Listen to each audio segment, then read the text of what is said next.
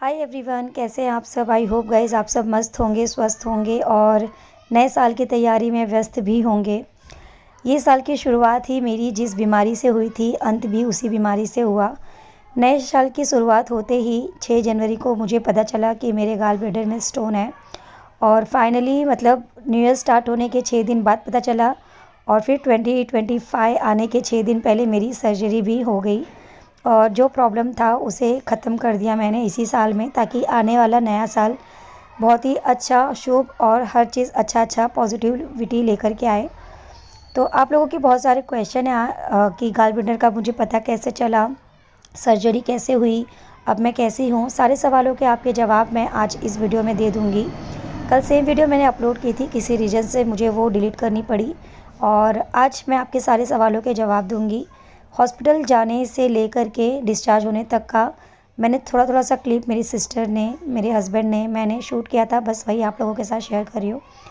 ये जो आप अभी इस टाइम क्लिप देख रहे हैं, ये ऑपरेशन थिएटर में जाने के जस्ट पहले का है, जो मेरी सिस्टर ने शूट किया था। और चलिए सबसे पहले शुरू करते हैं कि मुझे गाल ब्लैडर का पता कैसे चला कि मेरे गाल ब्लैडर में स्टोन है। मुझे 2023 मतलब 2023 से मेरे पेट में ना स्टार्टिंग से ही थोड़ा दर्द उठने स्टार्ट हुआ था, पर मैं उसे इग्नोर करने लग गई थी। मुझे लगा था शायद बहुत भाग दौड़ हो रहा है, इसकी वजह से पेट वगैरह मेरे दुख रहे हैं, बट ऐसा नहीं हुआ और धीरे धीरे मेरा वो दर्द कहीं ना कहीं बढ़ने लगा और 2023 ख़त्म हुआ। मैंने उस दर्द के साथ ही पूरा साल निकाल दिया और बिना किसी को बोले, बिना बताए, सिर्फ रहते रहते थोड़ा हल्का सा दर्द स्टार्ट हुआ था। पर 2024 देखिए इतना बड़ा स्टोन मेरे पेट से निकला था। पर 2023 ख़त्म होते होते नवंबर आने तक मेरा दर्द बहुत ज़्यादा बढ़ गया था और मेरे बॉडी के वन साइड में मतलब राइट हैंड साइड में शोल्डर से लेके पूरा पैर तक अजीब सा दर्द होता था, अजीब सी ऐंठन होती थी। ऐसा लगता था जैसे कि मुझे वन साइड पैरालाइज ना हो जाए, ऐसा फील करने लगी थी मैं। 2023 की बात है ये, नवंबर दिसंबर की बात। डॉक्टर के पास गई मैं दिसंबर मंथ में और सारी प्रॉब्लम मैंने उनको शेयर की। मैंने अपने पेट में तो होने वाले दर्द का भी बताया, तो उन्होंने मुझे अल्ट्रासाउंड रिपोर्ट करवाने के लिए कहा और अल्ट्रासाउंड रिपोर्ट सब होने तक मैंने 6 जनवरी को अल्ट्रासाउंड रिपोर्ट कराई, जिसमें मुझे 3 प्रॉब्लम आए। एक मुझे फैटी लीवर का प्रॉब्लम आया, सेकेंड मेरी ओवरी में सिस्ट आए और थर्ड जो सबसे बड़ा प्रॉब्लम आया, जिसका इलाज करना बहुत ही ज़्यादा मुश्किल है, मतलब होम रेमेडी या नॉर्मल तरीके से, वो आया मेरे गाल ब्लैडर में स्टोन। 2 स्टोन थे जो 9 mm के थे और मल्टीपल बहुत सारे छोटे स्टोन थे। ये जो आप अभी क्लिप देख रहे हैं जस्ट ऑपरेशन होने के बाद का क्लिप है। मम्मी मेरी बैठी हुई है मेरे साथ में और इतने सारे स्टोन आए तो मैं डॉक्टर के पास गई और मैंने सारा चीज़ पता किया। मुझे पता चला कि भाई इसका कोई इलाज नहीं है। अगर आपको कुछ सिम्टम आते हैं स्टोन पता चलने के बाद, जैसे कंटिन्यू आपको पेट में ऐंठन वाला दर्द हो रहा है, वॉमिटिंग हो रही है, डाइजेस्टिव सिस्टम आपका थोड़ा ख़राब हो चुका है, आपको गैस वगैरह की, एसिडिटी की प्रॉब्लम हो रही है, तो तुरंत आपको डॉक्टर के पास जाना चाहिए। पर मुझे सिर्फ शोल्डर में और पेट में दर्द था, बाकी मुझे कोई प्रॉब्लम नहीं थी। तो 2024 के स्टार्टिंग में जब 6 जनवरी को मुझे पता चला, मैंने थोड़ा सा इग्नोर कर दिया डॉक्टर के पास जाने के बाद कि भाई मुझे ये सब तो प्रॉब्लम नहीं है, ठीक है, जब तक बर्दाश्त होता है करेंगे और नहीं होता है तो देखेंगे। फैटी लीवर भी था, साथ में मुझे ओवरी में सिस्ट भी था। तो जब गर्मियों की छुट्टी पड़ी अप्रैल मई का टाइम, तो मैंने बोला सबसे पहले तो मेरा वेट जो था 79 था, मैंने बोला अपना वेट लॉस करती हूँ मैं, तो सारी प्रॉब्लम अपने आप ख़त्म हो जाएंगी। वेट लॉस किया मैंने, प्रॉपर डाइट लिया, स्ट्रिक्टली डाइट लिया और सारा मैंने डाइटिशियन के अंडर में लिया, मतलब उनकी देख रेख में, और मेरा वेट लॉस अच्छा खासा हुआ। मैं 79 से 65 पे आई और इसके साथ में मेरे जो फैटी लीवर की प्रॉब्लम थी, साथ में जो सिस्ट की प्रॉब्लम थी वो ख़त्म हुई, पर गॉल ब्लैडर में स्टोन की प्रॉब्लम मेरी ख़त्म नहीं हुई, जो कि मैंने बहुत कुछ किया। अब 2024 दिवाली थी 1 तारीख को और 2 तारीख को मैं कहीं बाहर गई थी। वहाँ आने के बाद से 3 नवंबर से मेरे पेट में बड़ा अजीब सा दर्द उठा, इतना गंदा दर्द उठा जिसका मैं कुछ इलाज शायद नहीं कर पाई और मैं 1 महीने तक फिर भी मैंने सहा और जितना मेरे से बर्दाश्त हुआ, स्कूल ट्यूशन की भागदौड़ में मैंने बर्दाश्त किया। पर नवंबर ख़त्म होते दिसंबर आने तक मुझे ऐसा लगा कि मैं अब मर जाऊंगी कि तब मर जाऊंगी, इस लेवल तक का मुझे दर्द स्टार्ट हो गया था।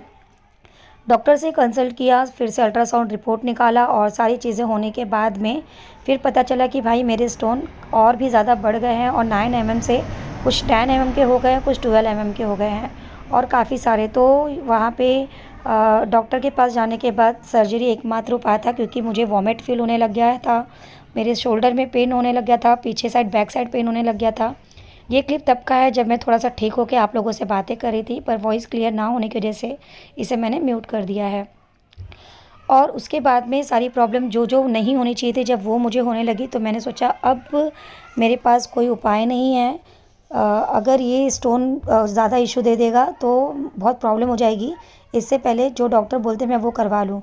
पर सोनोग्राफी रिपोर्ट में आया कि मेरे किडनी के आसपास भी 1-2 स्टोन देखा गया। साथ में एक स्टोन छटकने के तागार पर ही था, मतलब अगर वो छटक जाता, नली में फंस जाता तो जॉन्डिस जैसी प्रॉब्लम, पैरालाइज जैसी प्रॉब्लम और पता नहीं क्या क्या फेस करना पड़ जाता, और कुछ और हो जाता, ये जो मेरा गाल ब्लैडर था फट जाता, तो शायद जान तक जाने का प्रॉब्लम हो सकता है। इतना सब प्रॉब्लम कौन झेलेगा और कौन रिस्क लेगा, ये सोच करके मैंने सोचा कि चलो जो डॉक्टर बोलेंगे वही करवा लेते हैं। सर्जरी के लिए बोला तो मैं सर्जरी के लिए रेडी हो गई, नहीं तो मैं अप्रैल मई गर्मी की छुट्टी में सर्जरी कराती, ताकि 2 महीना मुझे भी रेस्ट मिल जाता, बच्चों को भी ज़्यादा स्कूल ट्यूशन का जो पढ़ाई, उनकी पढ़ाई भी ख़राब नहीं होती, क्योंकि कोई भी कितना भी करे पर अगर माँ पड़ जाती है तो बच्चों का बहुत सारा चीज़ ऊपर नीचे हो जाता है और पूरी फैमिली का। ये सारा चीज़ सोच के मैंने सोचा था कि मैं अप्रैल मई में करवा लूँगी सर्जरी, बट मुझे इमरजेंसी में करवानी पड़ी, वरना बहुत ज़्यादा क्रिटिकल सिचुएशन हो जाती मेरी। फाइनली गाइस सर्जरी के लिए गई मैं, पूरा एक रात को 9 बजे एडमिट किया गया मुझे, और पूरी रात मुझे खाने पीने के लिए मना कर दिया गया। दूसरे दिन सुबह 9 बजे मैं नॉर्मल ही थी, जैसा कि आप लोग देख रहे हैं, मैं खुद के पैर से चल के गई थी। बहुत ज़्यादा मुझे ऐसा प्रॉब्लम नहीं था कि मुझे कोई उठा के लेके जाए, अपने से गई मैं हंसते खेलते। और 9 बजे, साढ़े 9 बजे मेरी सर्जरी स्टार्ट हुई, जो कि 11:30 बजे ख़त्म हुई। एनेस्थीसिया दे करके पूरा मुझे बेहोश कर दिया गया था, और कुछ 1-1.5 घंटे के बाद मुझे थोड़ा थोड़ा सा होश आने चालू हुआ। जब मुझे होश आया तो मेरे पेट में इतना दर्द था जैसे कि किसी ने 5-6 चाकू मेरे पेट में मार दिए हो, इस लेवल तक का दर्द था मुझे। बट धीरे धीरे रिकवरी हुई।